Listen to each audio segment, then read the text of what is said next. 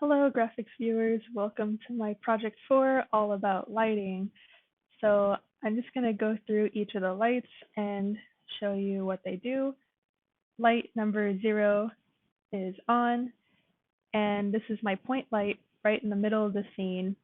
It's indicated by the glowing blue orb, and it just casts a soft point light that affects everything in the scene.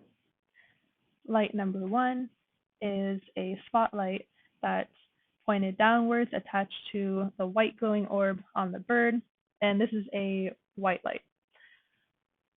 And light number 2 is this secondary spotlight. It's indicated by the yellow glowing orb, and it's attached to the lamp, and it's pointing down. So I'm going to turn on the point light so it's easier to see things.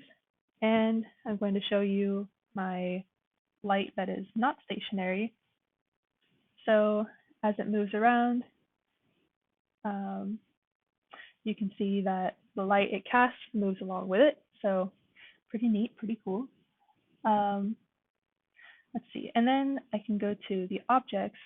So let's stop this for a second. And I'm going to turn on more lights. So for my dull objects, the plant in the middle is pretty dull. As you can tell, there's not much light that's reflecting off in a small point. This teapot's pretty dull, and the lamp's really dull. However, this teapot on the far side, the orange one, has a shininess value that's much higher, because you can see that the specular light reflecting off has a smaller point of brightness, so that indicates a higher shininess level.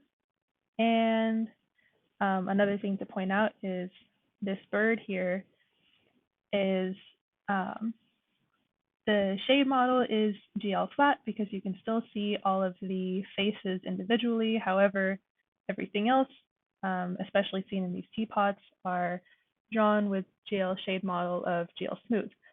And this is because you can't see any of the faces, and it just kind of interpolates everything as one smooth object. And finally, I went with the funky little extra credit option of mapping a texture onto this teapot.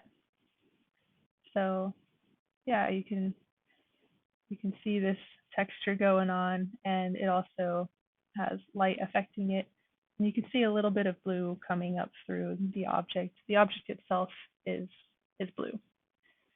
And yeah, that is all for my object, or for my project 4. None of it quite makes sense together, but I had a lot of fun getting the animation to work, along with just varying the values of all the lights and having it all play together. And importing OBJ files was fun, I guess, as an extra little interesting add-on. The OBJ file for the bird was actually all the normals were inverted for lighting. So when I cast a light on it, the back side of the bird was lit up, but the front side was dark. So it was fun adding an extra Boolean value to the load OBJ file function to accommodate for that. So yeah, thanks for viewing. I hope you found my model entertaining, to say the least, and have a good rest of your day.